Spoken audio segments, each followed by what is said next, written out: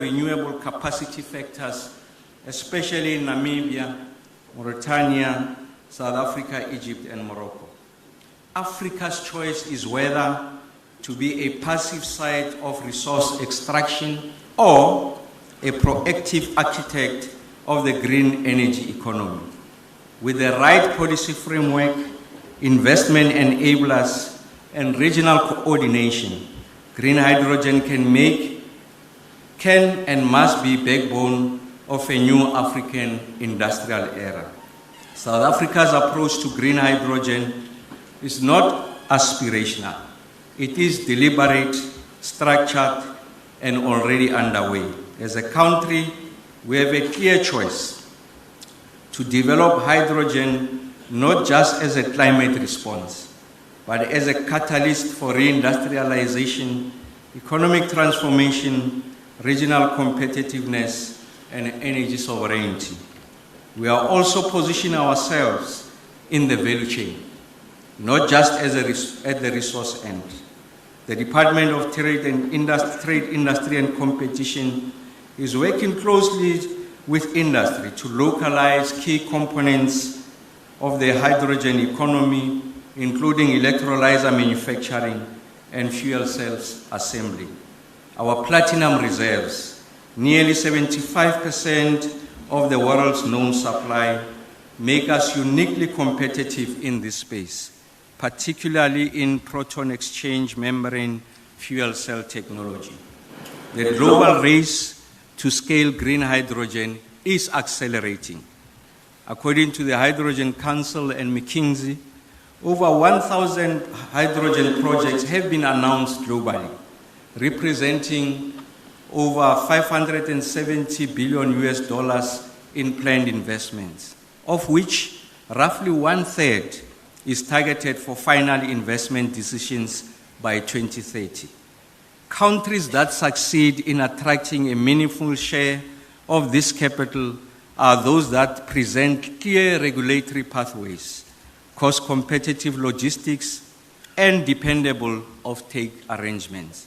South Africa is taking active steps to position itself within this competitive environment. One of the most significant efforts lies in mobilizing blended finance. The hydrogen sector, particularly at early stages, is capital intensive and commercially untested at scale. The Department of Electricity and Energy, working with the National Treasury, the Industrial Development Corporation, the Development Bank of South Africa, is advancing instruments to de-risk early projects through concessional capital, credit enhancement instruments, and project preparation facilities. Mr. President, one of the most immediate imperatives is to create a fit-for-purpose regulatory framework. Green hydrogen cuts across several traditionally siloed domains: energy, water, environment, transport, trade, and industrial development. This means the enabling environment must be deliberately cross-sectional and outcomes-oriented. The Department of Energy and Electricity is currently engaging with the National Energy Regulator of South Africa, the Department of Trade and Industry and Competition, and the Department of Forestry, Fisheries and the Environment to harmonize licensing, environmental permitting, and industrial incentives. International cooperation also plays a crucial role in reinforcing domestic policy systems. South Africa is currently chairing the G20 Energy Transitions Working Group, where hydrogen certification, infrastructure planning, and standards alignment are on the agenda. These platforms offer an opportunity to shape global norms whilst ensuring that South Africa's frameworks remain investor-aligned and strategically positioned. Green hydrogen sits at the nexus of energy, manufacturing, transport, and logistics, and its value chain includes everything from renewable generation and electrolyzer fabrication to storage, pipeline, and export logistics. According to the International Renewable Energy Agency, hydrogen could support over 2 million jobs globally by 2050. In South Africa, estimates from the Council for Scientific and Industrial Research and Trade and Industrial Policy Strategies suggest that the hydrogen economy could generate between 20 to 30,000 direct and indirect jobs by 2040, depending on the scale and localization of project rollout. Further, the green hydrogen sector has a potential to be a platform for industrial transformation, particularly in reviving advanced manufacturing and leveraging South Africa's global leadership in platinum group metals, local beneficiation through fuel cell and electrolyzer assembly could build new industrial clusters, particularly in areas such as the Vaal Triangle, Gqeberha, and the Northern Cape. The Department of Trade, Industry and Competition, through its master plan process and SEZ program, is working to embed these opportunities within targeted industrial strategies. Gender inclusion and youth employment are further priority areas. The department is engaging with institutions such as the National Youth Development Agency and sectoral education and training authorities to ensure hydrogen initiatives are not only accessible but actively empowering. Programs such as internship pipelines, bursaries in electrochemical engineering, and SMME incubators must be supported in regions near catalytic projects. Mr. President, the African Union's Agenda 2023 calls for a continent that is integrated, prosperous, and driven by its own citizens. Green hydrogen provides a rare opportunity to operationalize that vision by aligning climate goals with economic diversification. Recognizing this, the Africa Green Hydrogen Alliance, which we have the privilege of leading, comprising of South Africa, Egypt, Kenya, Mauritania, Morocco, and Namibia, is already shaping joint policy position, certification pathways, and project pipeline. Through this platform, South Africa is working to ensure the development of shared infrastructure, common regulatory frameworks, and regional industrial value chain that reduce duplication and build scale. At its core, green hydrogen is not just a technology. It is a diplomacy tool, a regional development catalyst, and a gateway to a more diversified and decarbonized African economy. South Africa's approach recognizes that national success depends on regional coherence and global credibility.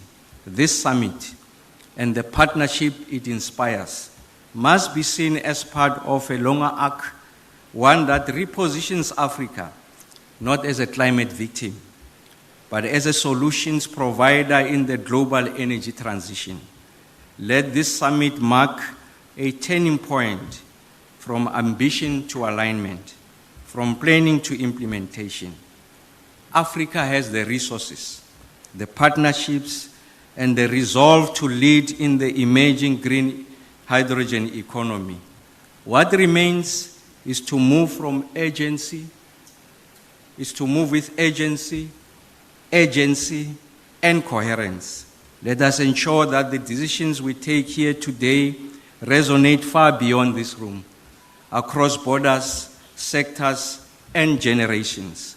In so doing, we affirm that Africa is not a follower in the regional and global energy transition, but a force shaping its future.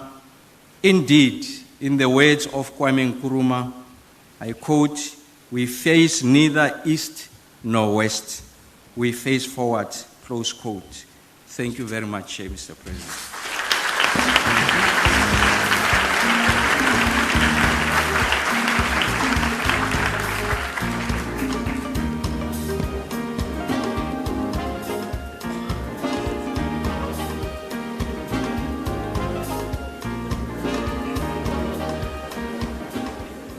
My primary obligation was to introduce the president.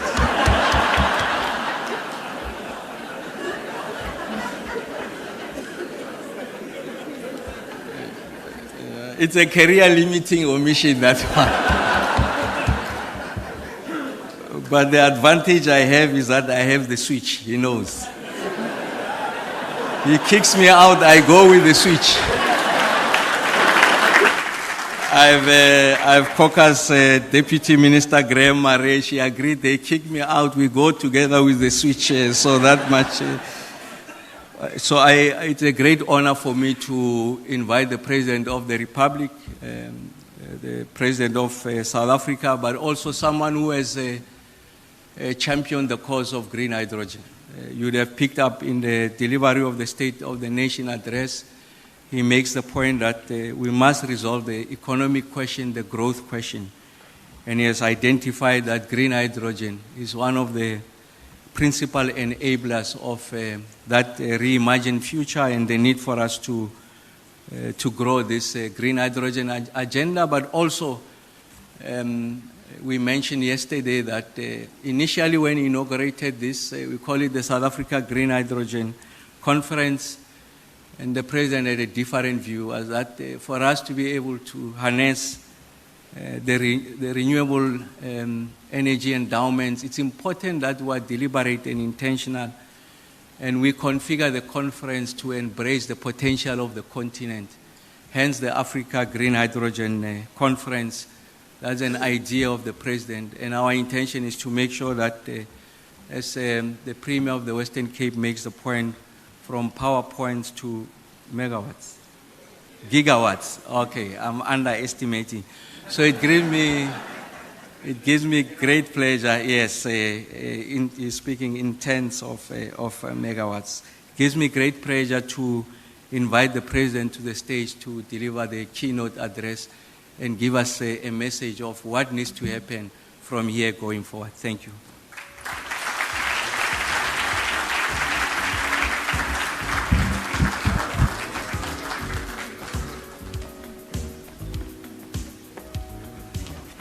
Please, let's be seated.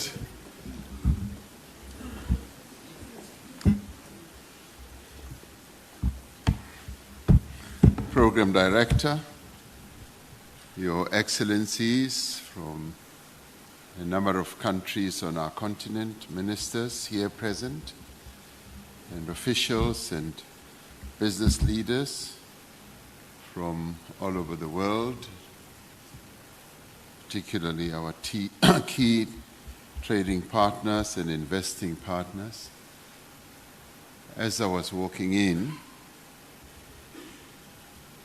Minister Ramaphosa said that we have brought together a lot of people from a number of countries who have a lot of money. And as I came in, I said, I can smell the money. But I then added that, you know, sometimes when you walk into a room, when they want to make some effect, they suddenly dim the lights. And I said to the minister, I just hope they don't dim these lights, because I want to see these people who have money for our various projects. No, Minister, you may think that you have the switch.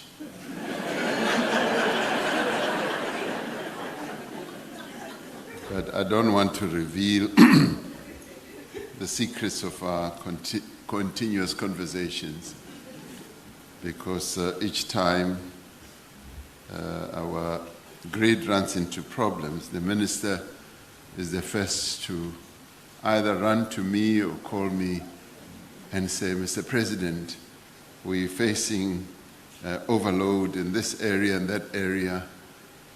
Do you allow us to switch off the lights? So I do have the switch in my hand. It's wonderful to be here and to see so many of you here in this summit.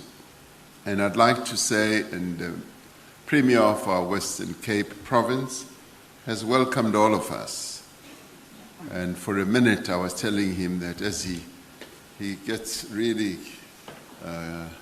enthusiastic and sometimes carried away, and he said, not only as the Premier of the Western Cape, and for a minute I thought he was about to say, as the Premier of South Africa. But he held himself back. So the Premier has already welcomed us, and that's really wonderful. He's the Premier of an important province in our country, but a combination of the three Capes really gives us the powerhouse effect as a country with regard to the potential of hydrogen and the utilization of it as we traverse a journey in renewable energies.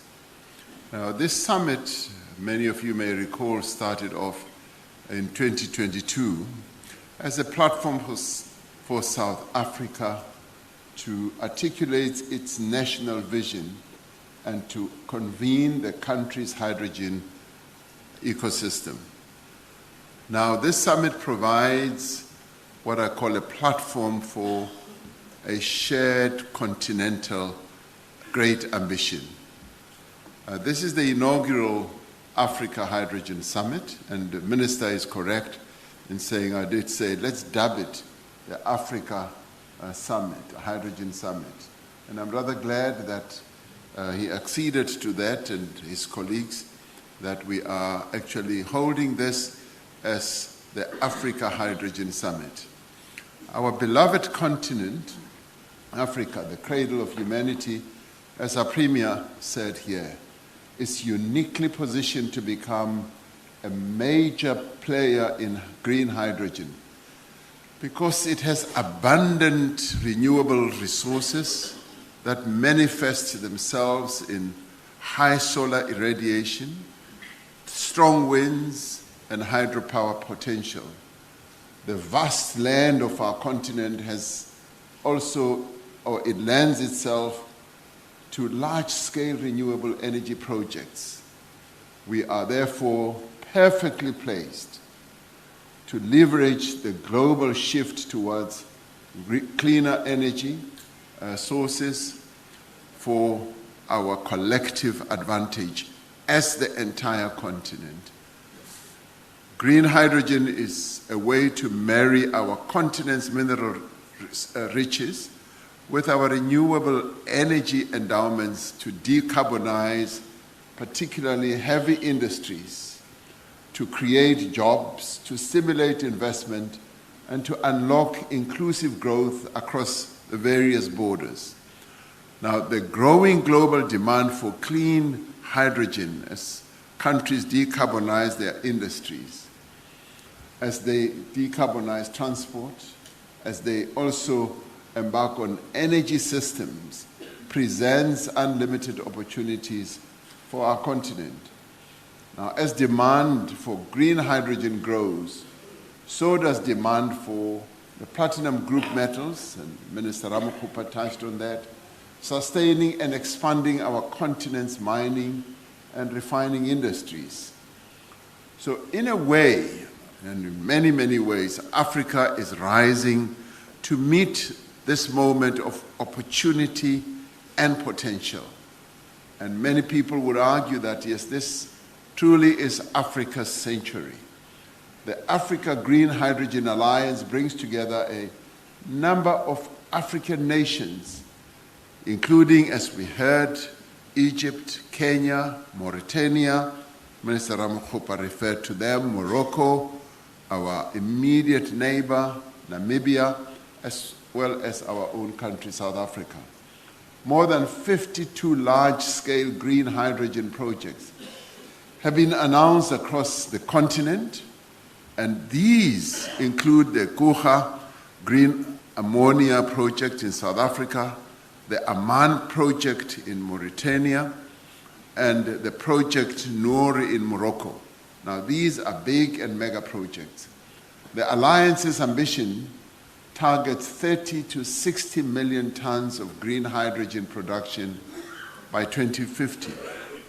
Now, this should be a great envy by those countries that once saw Africa as a place to come and just extract minerals and I shouldn't say plunder, but come and extract the wealth of our continent. It is estimated that this could create quite a number of jobs. And of course, we could count to, up to 2 million jobs that could be created, and even 4 million jobs in Alliance member states by 2050. And this will require us to implement our ambition. To make use of these opportunities, we need to establish appropriate policy and regulatory environments. And we now have to go beyond just talking about them.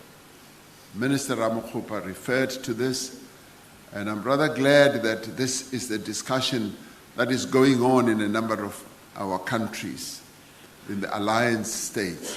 We must continue to move as a continent to develop regional certification schemes, hydrogen corridors, and green product export platforms. And this requires that we should work together. We should be able to make this alliance truly alive. And we commend the work of countries like Mauritania, which has taken early steps with regard to certification. It will be critical that we learn from one another and also converge on standards that work for Africa. And it is here where the African Union will play a key role as it combines and unites all of us.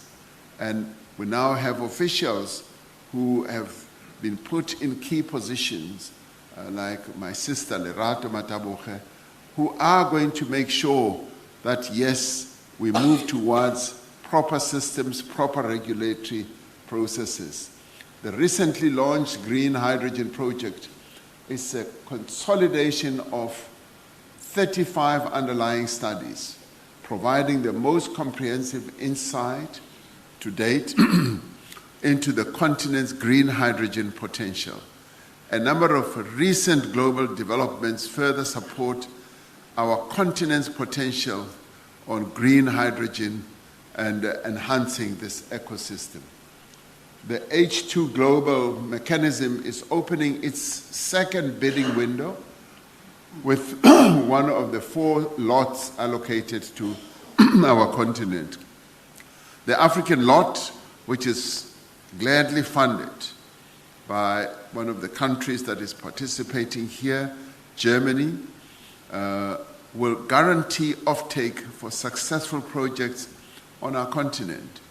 A joint declaration of intent with the German government focuses on market access, offtake opportunities, and value additive benefits in the production of green steel as well as green fertilizer.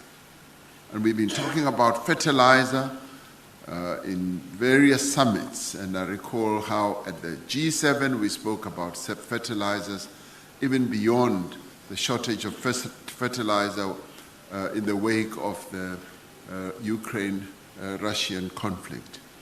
We commend the German government for its commitment to African supply.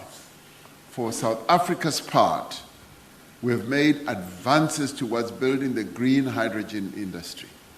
Minister Ramaphosa was outlining precisely the number of steps that we have taken and we are taking. And it has, beyond just being addressed in the State of the Nation address, been an area of great focus amongst our officials, and I'm glad to say amongst our business people as well. To date, South Africa has invested more than 1.5 billion rand in our Hydrogen South Africa program. Through our partnership with the European Union, we have prioritized support to projects like Sasol's high shift program, which aims to produce up to 400,000 tons of sustainable aviation fuel annually. The project directly supports African reindustrialization in many, many ways, as well as European energy transition goals. Now, the high shift program could anchor demand for up to 20 gigawatts of green hydrogen and represents a scalable model for industrial decarbonization. The Sasolburg pilot is now producing green hydrogen for domestic use. In the Eastern Cape, the Kruger Green Ammonia project is at an advanced planning stage for 4 additional flagship hydrogen projects that are expected to be submitted to Cabinet to be approved fairly soon. The newly launched South African Renewable Energy Master Plan aligns the localization of renewable energy and hydrogen components with industrial development, as well as another important priority of our country, which is job creation. The expansion of the country's electricity transmission infrastructure. And if there's anything that Minister Ramaphosa has a slightly greater ability to do, rather than having dreams of switching on and off, is the work that he's doing now on the expansion of our transmission lines. And this is the infrastructure project that he has been given. And he is already excelling in that. And this is essential to the growth of renewable energy in our country, and it is now being accelerated through what he has inaugurated, the Independent Transmission Projects Office. New wheeling regulations create an enabling environment to enable the private power producers, especially those receiving hydrogen projects, to participate in a more meaningful way. Now, these reforms demonstrate that we are not waiting, we are not sitting by, and as Premier Winde was saying, we are moving as he was inspired by some German participants here, and he's a good learner. He learns very quickly. He just hears some words and he repeats them. And with meaning as well. Not like a parrot. I don't have a premier who's like a parrot. He's very well schooled in this. But more seriously, moving, yes, from PowerPoint to not gigawatts, but terawatts. That's what we shall do.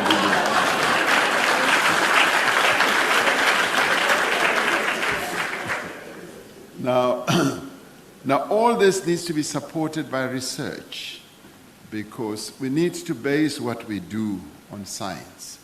We need to base what we do on evidence. Now, major research is underway in all aspects of the green hydrogen value chain to reduce final costs, because we need to look at the cost line. Now, early commercial exploration for naturally occurring white hydrogen is underway in the provinces of Limpopo, Mpumalanga, and Gauteng. If white hydrogen is proven to be available and commercially extractable, this will provide a further source of clean hydrogen. Now, tapping into the potential of the hydrogen economy is a matter of great urgency for our continent. The continent has borne the brunt of climate change and the devastation it causes in communities and economies is enormous. As the Premier was saying, right now, the Eastern Cape is suffering from the floods that are unprecedented and that have already killed easily more than 49 people. And I will be going there tomorrow to go and see exactly how our people are suffering there and how we can console the families, and how we can come up with assistant measures from a disaster point of view to give real support to ordinary people, those who have suffered this loss, and we pay our condolences to those families that have lost their loved ones, and how we can support the Eastern Cape government to deal with this disaster, as well as the local governments in the area. We've witnessed deadly heat waves, heavy rains and fires here in this province in the Western Cape as well. We've also witnessed tropical cyclones in other parts of our continent and prolonged droughts, particularly in the Free State and in the Eastern Cape. These events underscore our shared vulnerability, but also our shared responsibility to act and to adapt, and to do so in a way that leaves none of our people and none of our communities behind. Now, at the same time, we are clear that our continent, Africa, must transition at a pace and at a scale that reflects our development priorities and our economic realities, because our development priorities and our economic realities are unique to our continent, a continent that has suffered the ravages of colonialism and, in our own country, of apartheid, which held our continent and our people back for tens and tens, if not hundreds of years. Now we need to deal with that part of our history as we determine precisely what we should do now and plot our way to the future. We are very much alive to the reality that green hydrogen production faces a number of challenges, really. There is the cost factor. Capital intensity and the high costs of financing are significant barriers, as is the cost of green hydrogen relative to other energy sources, such as natural gas, for instance. We are also contending with skewed global investment patterns. A number of green hydrogen projects on our continents are not being initiated, and they are also not reaching financial close due to the cost of capital and the perceptions of risk. And when many would-be financiers look at our continent, at various parts of our continent, they just see risk and then they pull back. We cannot close that gap with potential alone. We must match it with demand signals, regulatory certainty, as well as project preparation support. We need to ensure that there is sufficient and growing demand so that we can scale up our own capability in this area. This includes building domestic demand in African countries.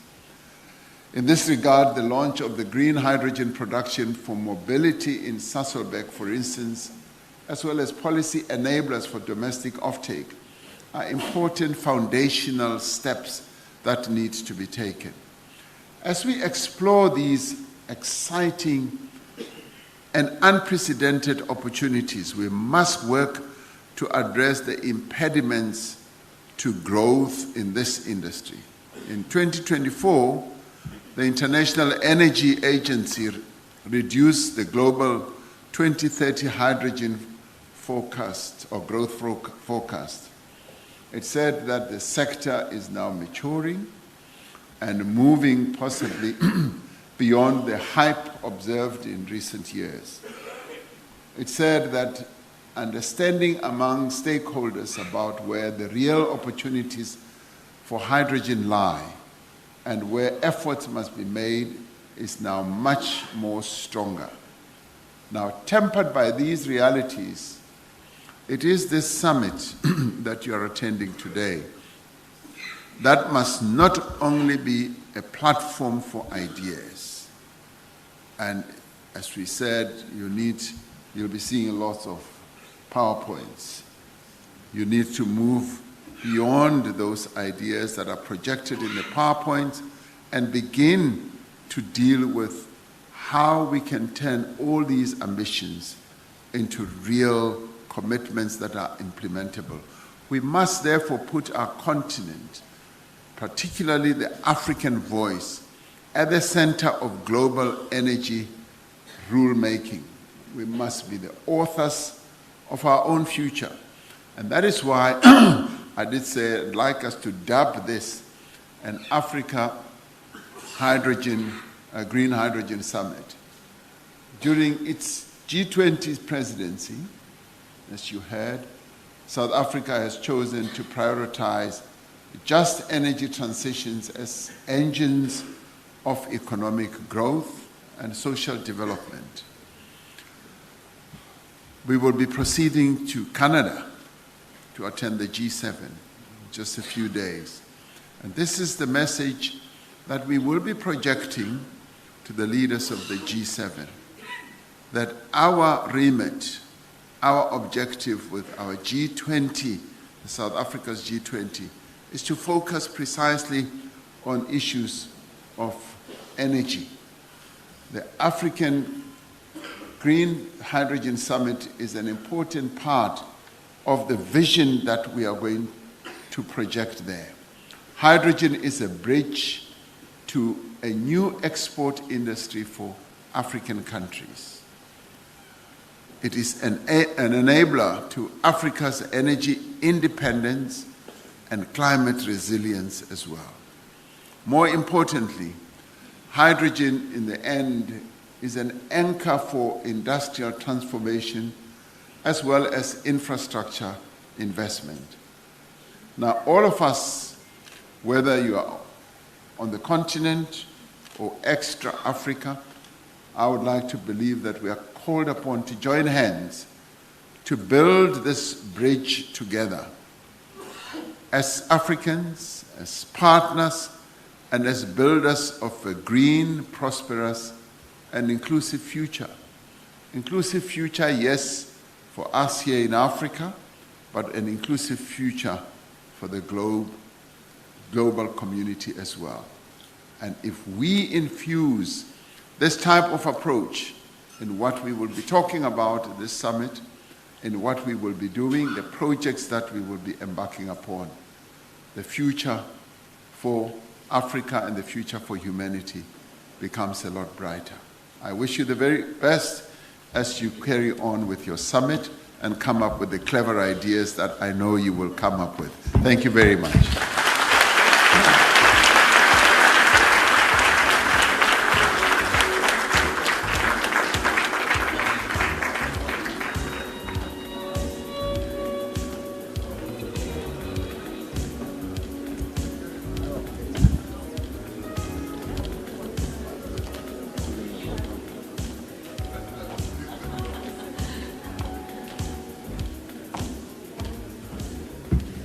Thank you very much, Mr. President. Thank you very much, Minister Ramaphosa and Mr. President, for really highlighting the opportunities that are there in green hydrogen as a catalyst for reindustrialization, for growth, and those value chains that you've spoken about, possibilities of 20 to 30,000 jobs in South Africa just from green hydrogen by 2040, depending on scale. Mr. President, for highlighting really those opportunities in mining, in logistics, across the region on our continent, but also what's needed for those opportunities to come to fruition, which is regulatory certainty and project support measures. So we've heard this morning about the progress from PowerPoint to gigawatts. I don't want to make a mistake. Is it gigawatts? Terawatts now we are.